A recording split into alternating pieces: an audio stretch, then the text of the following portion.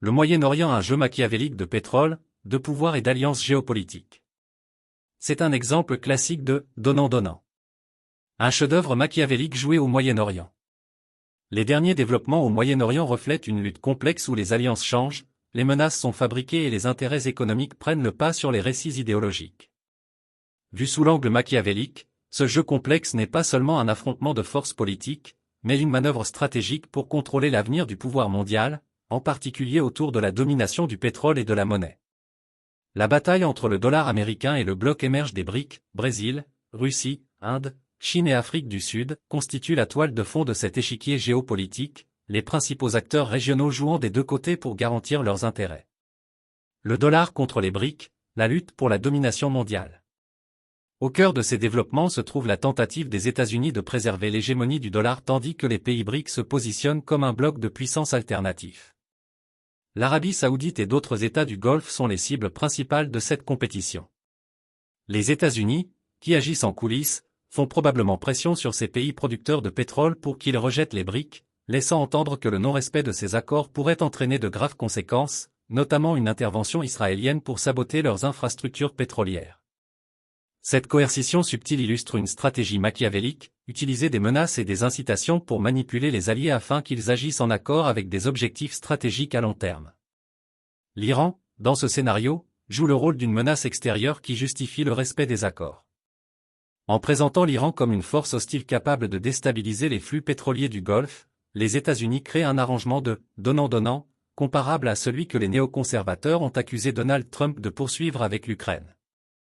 Le message est clair, si les États du Golfe veulent se protéger de l'agression potentielle de l'Iran, ils doivent rester alignés sur les États-Unis et éviter de se rapprocher des BRIC.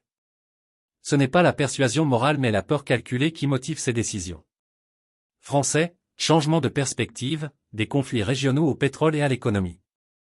L'escalade des prix du pétrole dans le contexte de ces manœuvres a un effet secondaire mais puissant, elle détourne l'attention du monde des conflits qui couvent à Gaza, au Liban et dans les territoires palestiniens.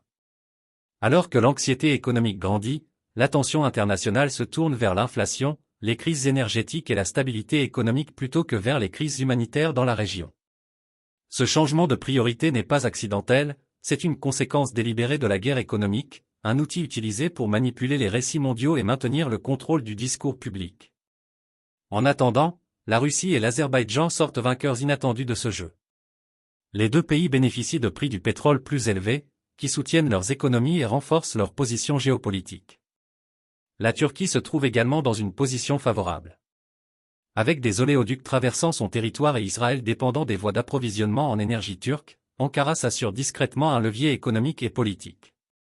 Ces développements illustrent les alliances pragmatiques qui transcendent les divisions idéologiques, démontrant, une fois de plus, le principe machiavélique selon lequel le pouvoir et l'intérêt personnel l'emportent en fin de compte sur la rhétorique morale. Le théâtre des alliances, Turquie, Russie et Israël. L'une des dynamiques les plus intrigantes de ce puzzle géopolitique est la relation entre la Turquie, la Russie et Israël. Malgré les mises en scène publiques et les critiques occasionnelles des politiques israéliennes, ni la Turquie ni la Russie ne prendront de mesures significatives contre Israël. Ces performances visent principalement à apaiser les publics nationaux qui attendent de leurs dirigeants qu'ils remettent en question les politiques régionales d'Israël. Cependant, sous la surface, ces nations sont engagées dans une collaboration pragmatique ancrée dans l'interdépendance économique et des objectifs stratégiques communs. La dépendance d'Israël à l'égard des voies pétrolières turques garantit que les relations entre les deux pays restent stables, malgré les tensions extérieures. De même, la Russie, dont l'objectif stratégique est d'équilibrer les pouvoirs dans la région tout en sécurisant ses propres intérêts énergétiques, n'a aucune raison de s'opposer à Israël. La Turquie et la Russie comprennent toutes deux qu'il est bien plus bénéfique de maintenir une relation de travail avec Israël que de s'engager dans des conflits idéologiques. L'Iran et Israël, des alliés derrière le rideau? L'élément le plus surprenant de ce jeu complexe est peut-être la collaboration tacite entre l'Iran et Israël. En public, les deux pays se présentent comme des ennemis acharnés, mais leurs actions suggèrent une relation plus nuancée. Le rôle de l'Iran en tant que menace régionale profite à la fois aux États-Unis et à Israël, car il permet de contrôler les États du Golfe et de justifier leur dépendance à l'égard de la sécurité américaine. Dans cette optique, l'Iran constitue moins une menace existentielle pour Israël qu'un outil utile dans un cadre stratégique plus vaste. Le génie machiavélique réside dans cette duplicité, la rhétorique de résistance de l'Iran contre Israël lui confère une légitimité aux yeux de ses partisans régionaux, tandis que ses actions s'alignent sur les intérêts plus larges d'Israël et des États-Unis. En entretenant l'illusion de l'hostilité, les deux nations atteignent leurs objectifs sans s'affronter directement, un coup de maître de rille politique qui leur permet de manipuler alliés et rivaux aussi bien. Conclusion, un jeu d'ombre et de stratégie. Les derniers développements au Moyen-Orient reflètent un jeu sophistiqué de pouvoir, de manipulation et de tromperie stratégique. Au cœur de cette compétition se trouve la lutte pour la domination économique et géopolitique entre le dollar américain et les BRICS. Derrière les portes closes, les États-Unis font pression sur les États du Golfe pour qu'ils résistent aux BRICS, en utilisant Israël à la fois comme bouclier et comme épée.